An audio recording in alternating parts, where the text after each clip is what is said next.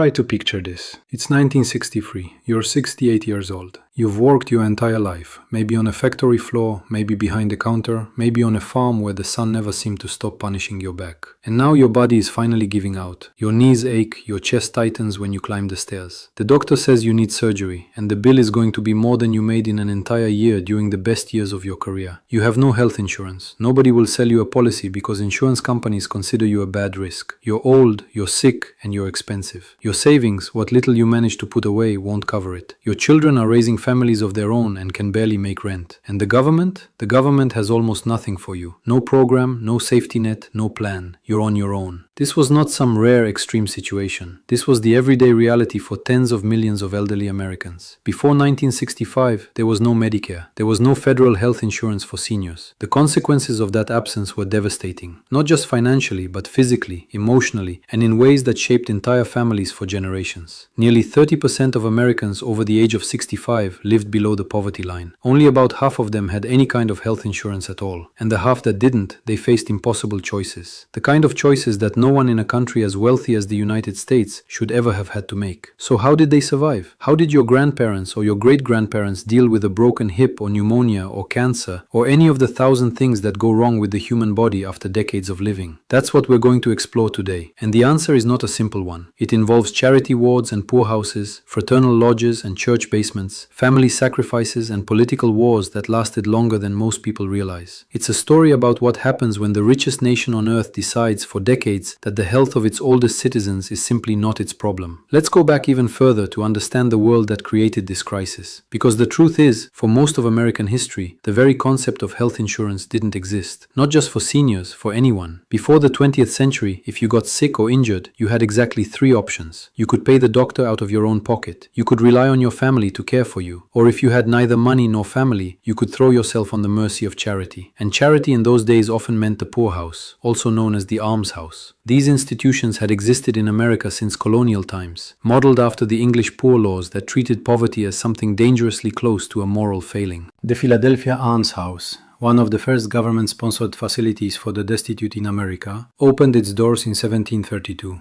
It wasn't a hospital, it was a dumping ground. The elderly, the mentally ill, orphans, people with disabilities, anyone society deemed unable to care for themselves, they all ended up in the same overcrowded, underfunded building. By the 1820s, reformers like Josiah Quincy in Massachusetts and John Yates in New York pushed to build poorhouses in every town and city across the country. Some were small, almost home-like, with a superintendent and his unpaid wife managing a dozen residents. Others, particularly in large cities, were grim concrete institutions where hundreds of people were warehoused together with minimal care. The conditions inside many of these places were nightmarish: filthy bedding, rotten food, no medical treatment to speak of. For elderly Americans without family or savings, the poorhouse wasn't just a possibility, it was an expectation. It was where you went to die. And here's the thing that people often forget. Hospitals themselves, for most of the 19th century, were not places where respectable people went. If you had money or family, you were treated at home. A doctor would come to your house, examine you, maybe perform minor surgery right there on your kitchen table.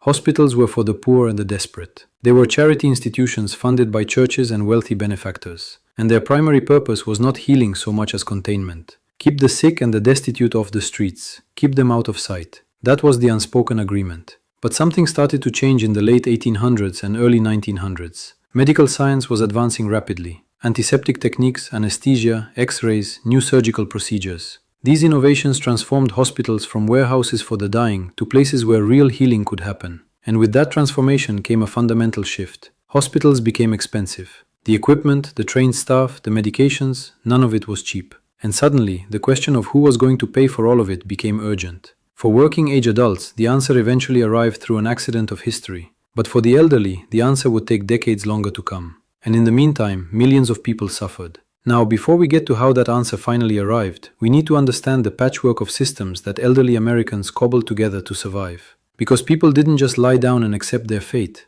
They fought, they improvised, they leaned on each other in ways that were sometimes beautiful and sometimes heartbreaking. The first and most common strategy was simply paying out of pocket. If you had savings, you spent them. If you had property, you sold it. If you had anything of value at all, you liquidated it to cover medical bills. And the bills could be staggering. A hospital stay in the 1950s might cost several $100s. which doesn't sound like much until you realize that the median income for Americans over 65 at that time was roughly $1,000 a year. A single hospitalization could wipe out half your annual income or more. A serious illness requiring multiple hospital stays could destroy everything you'd spent a lifetime building. The numbers tell a bleak story. Studies from the early 1960s found that elderly Americans spent more than twice as much on healthcare as a percentage of their income as younger adults, and they earned far less. The average person over 65 had an income that was roughly half that of someone in their working years, so they were paying more from a smaller pot of money for care they desperately needed. It was a mathematical trap with no exit. The second strategy was family, and this is where the story gets personal because millions of American families were reshaped by the burden of elder care. Adult children took their aging parents into their homes. Daughters, almost always daughters, quit their jobs to become full-time caregivers. Families pooled their resources, sometimes 3 generations living under one roof, sharing expenses and responsibilities that none of them could manage alone. This wasn't just an inconvenience, it was a structural feature of American life. Researchers from the National Bureau of Economic Research later found that higher Social Security benefits actually allowed more elderly Americans to live independently rather than with family members, suggesting that many of those multi-generational households existed not out of cultural preference, but out of sheer financial necessity. When Grandma moved in, it wasn't always because the family wanted her there. It was because she had nowhere else to go. And for those without family or whose families couldn't help, there was charity care. Hospitals, particularly religious and non-profit institutions, maintained what were called charity wards. These were sections of a hospital designated for patients who couldn't pay. The care was basic, sometimes barely adequate, and the experience could be deeply humiliating. Patients in charity wards were often treated as teaching cases for medical students. Their privacy was limited, their dignity was an afterthought. But at least they received some form of medical attention, which was more than many elderly Americans could say. Fraternal organizations also played a surprisingly significant role. Groups like the Odd Fellows, the Masons, the Knights of Columbus, and various ethnic benevolent societies, Irish, German, Hebrew, Italian, these organizations operated like early insurance programs. Members paid monthly dues while they were young and healthy, and in return, they could receive care when they aged or fell ill. Some of these groups even built their own homes for the elderly, facilities that were far superior to the public poorhouses. In Brooklyn alone, by the end of the 19th century, you could find dozens of these fraternal care facilities. The Baptist Home, the Brooklyn Home for the Aged, the German Evangelical Home. But these systems had obvious limitations. They were local, they were small, they were often tied to specific ethnic or religious communities, and they couldn't come close to meeting the scale of the need. As the 20th century progressed and medical costs kept climbing, even these well-intentioned institutions found themselves overwhelmed. Now here's where the story takes a critical turn. Because the question of how to pay for healthcare in America wasn't just a practical problem. It was a political war, and that war was fought for decades before anything resembling a solution emerged. The first real attempt to create some kind of health insurance system in the United States came not from the government, but from a university administrator in Dallas, Texas. In December of 1929, just weeks after the stock market crash that would plunge the nation into the Great Depression, a man named Justin Ford Kimball took over operations at Baylor University Hospital. Kimball had been a school superintendent before moving into hospital administration, and when he studied the books, he noticed something troubling. A huge number of unpaid bills belonged to local school teachers. These were educated, employed professionals, and even they couldn't afford to pay for hospital care. So Kimball devised a plan that was breathtaking in its simplicity. For 50 cents a month, $6 a year, teachers could prepay for up to 21 days of hospital care at Baylor. It was a win for the teachers, who now had some protection against catastrophic hospital bills, and it was a win for the hospital, which now had a steady stream of guaranteed income instead of a growing pile of unpaid debts. The Baylor Plan, as it came to be known, was an immediate success. More than 1,300 teachers enrolled. Other employee groups across Dallas soon joined, and the idea spread. By the early 1930s, similar prepaid hospital plans were popping up all over the country. In 1933, a Minnesota hospital administrator named E.A. Van Steenwyck designed a poster for his local plan featuring a blue cross, the universal symbol of healthcare, and a Latin motto. The name stuck. These prepaid hospital plans became known as Blue Cross. Blue Shield plans followed soon after, covering physician services rather than hospital stays. The California Physician Service launched in 1939 using a blue shield bearing a caduceus as its symbol. Together, Blue Cross and Blue Shield became the foundation of private health insurance in America. But here's the critical detail that shaped everything that followed. These plans were designed for workers, for employed people, for groups of employees whose employers could negotiate rates and guarantee enrollment. They were not designed for the retired. They were not designed for the elderly. And they were certainly not designed for people who were already sick. This gap became even more pronounced because of another accident of history, one that would lock the American healthcare system into a structure that still defines it today.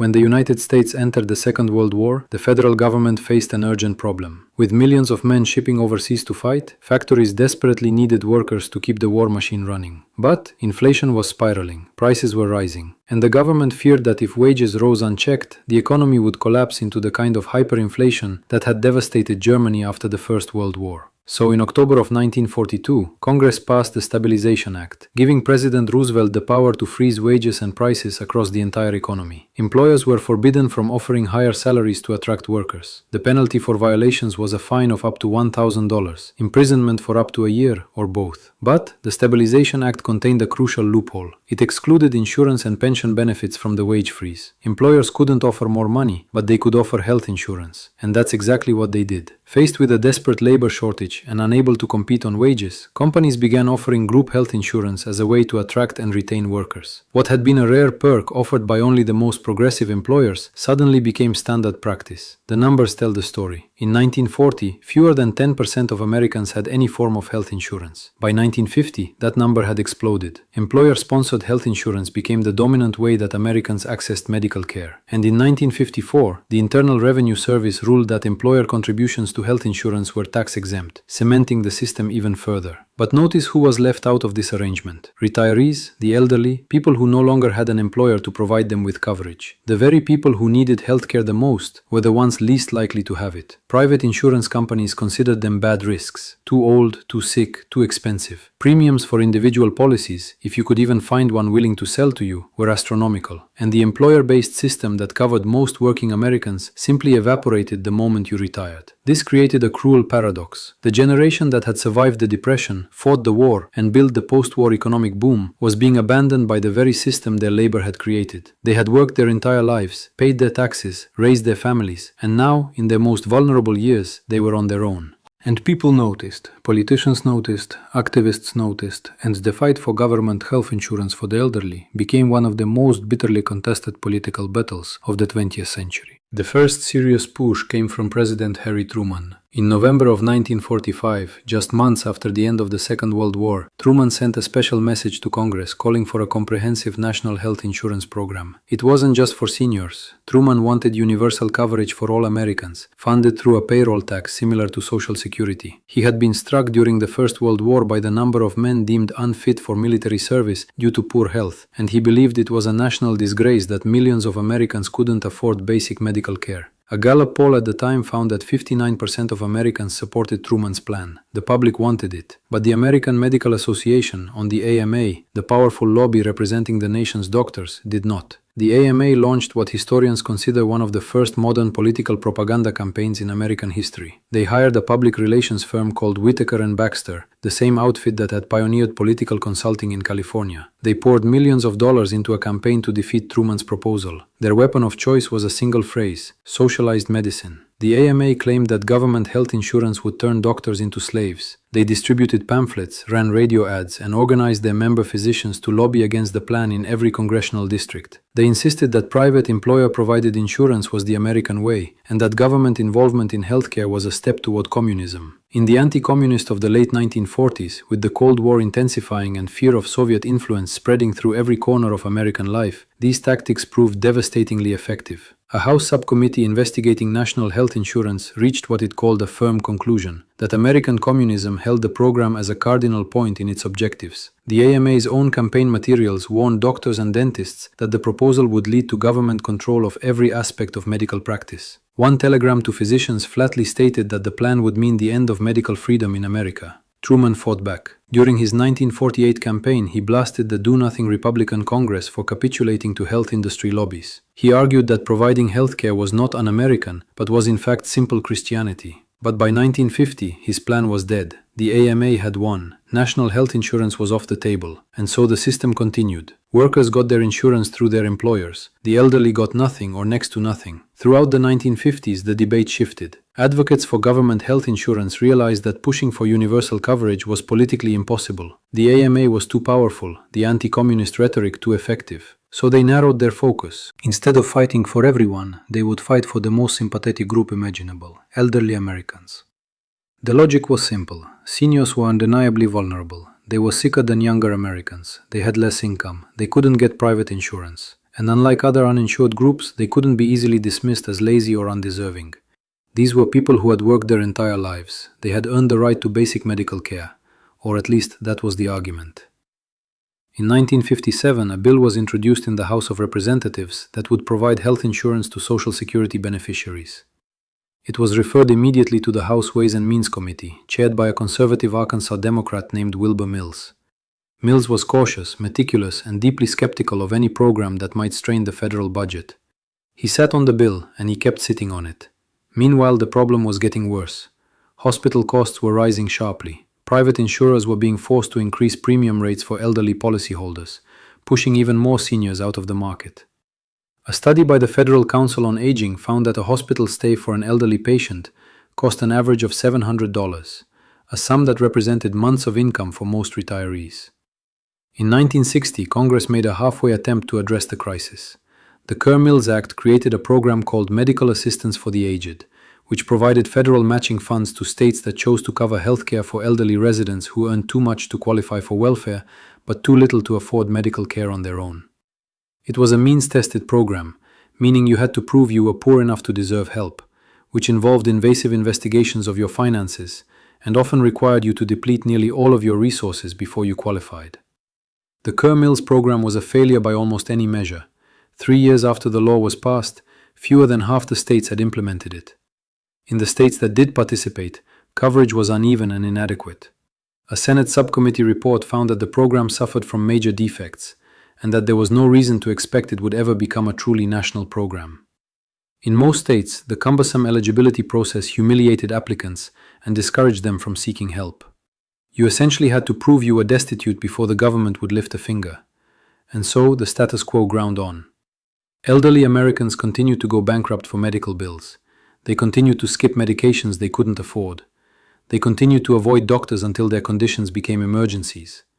They continued to die from treatable diseases because treatment was simply beyond their reach.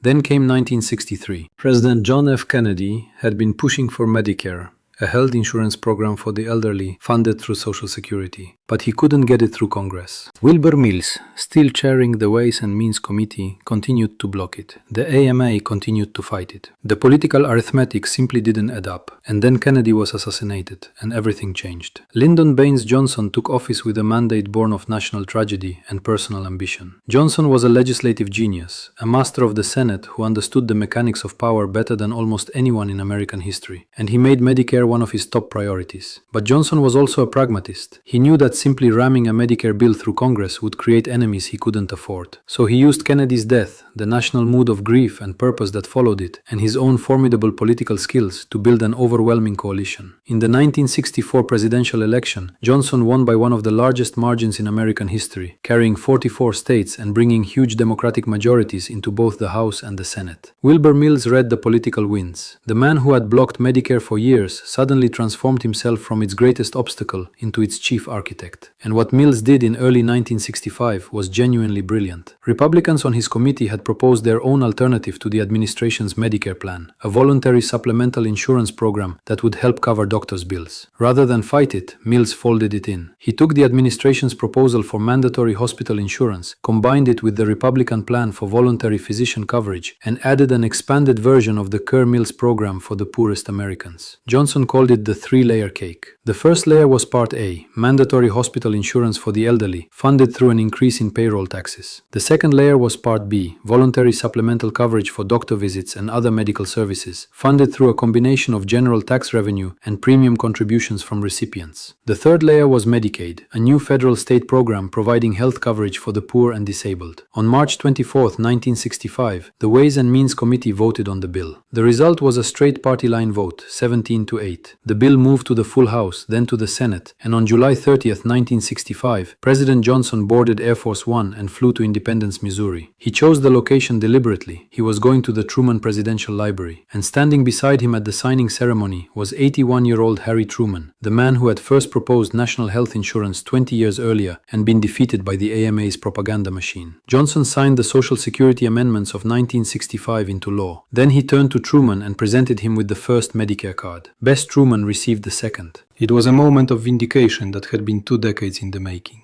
Johnson's words at the ceremony captured both the ambition and the relief of the moment. He declared that no longer would older Americans be denied the healing miracle of modern medicine. No longer would illness crush and destroy the savings that families had so carefully put away. No longer would young families see their own incomes eaten away because they were carrying out deep moral obligations to their parents. The numbers that followed tell the story of transformation. In 1964, only 51% of Americans over 65 had any form of health insurance. After Medicare, coverage became virtually universal. In 1964, nearly 30% of seniors lived below the poverty line. That number would eventually fall to single digits. In the program's first year, 19 million Americans enrolled. Today, Medicare covers nearly 70 million beneficiaries. But here's what makes this story more than just a legislative triumph. Medicare didn't just change how seniors paid their hospital bills. It changed what it meant to grow old in America. Before 1965, aging was a descent into vulnerability. You worked until your body gave out, and then you prayed that your savings, your family, or the charity of strangers would be enough to see you through. After 1965, there was a floor. It wasn't perfect. It had gaps and limitations and problems that would be debated for decades to come. But it existed. For the first time in American history, the government acknowledged that its oldest citizens deserved at least a basic guarantee of medical care.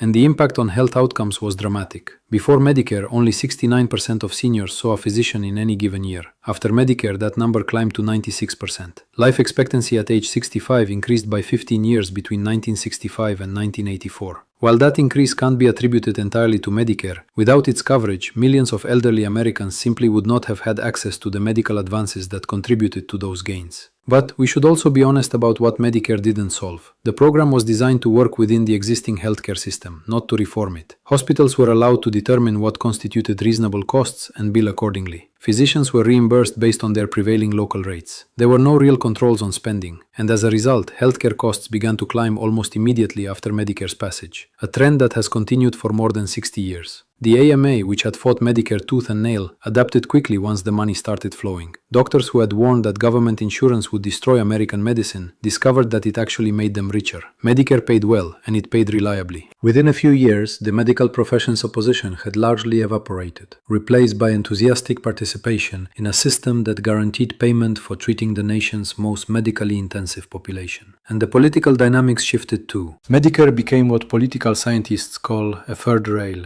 an issue that politicians touch at their peril.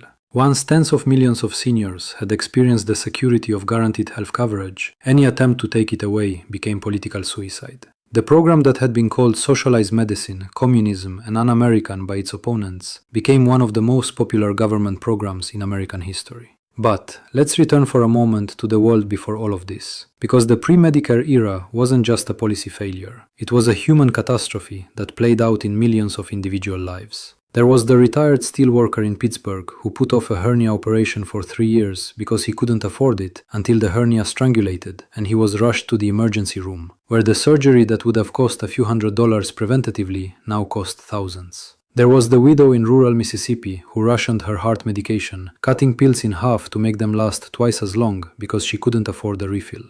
There was the retired school teacher in Ohio who sold her house to pay for her husband's cancer treatment, and then, when the money ran out, watched him die in a charity ward. These weren't exceptional stories, they were ordinary ones. They were the daily fabric of American life for millions of elderly citizens before 1965. And they represent something profound about the choices a society makes about who deserves protection and who doesn't. The story of how America got Medicare is ultimately a story about how long it takes a democracy to do the right thing. The idea was first seriously proposed in 1945. It became law 20 years later. In between, millions of elderly Americans suffered and died unnecessarily, while politicians argued, lobbyists schemed, and the wealthiest nation in the history of the world debated whether its oldest citizens deserved basic medical care. And the forces that delayed Medicare for 2 decades weren't mysterious or complicated. They were the same forces that have shaped every major social policy debate in American history. The tension between private profit and public good, between individual liberty and collective responsibility, between the fear of change and the cost of inaction. The AMA spent millions fighting Medicare because it threatened to reduce physicians' autonomy and potentially their income. Insurance companies opposed it because it represented government competition with the private market. Conservative politicians called it socialism because that label had proven effective at killing progressive legislation since the late 1940s. And many ordinary Americans, even those who might have benefited from the program, were persuaded by these arguments, at least for a time.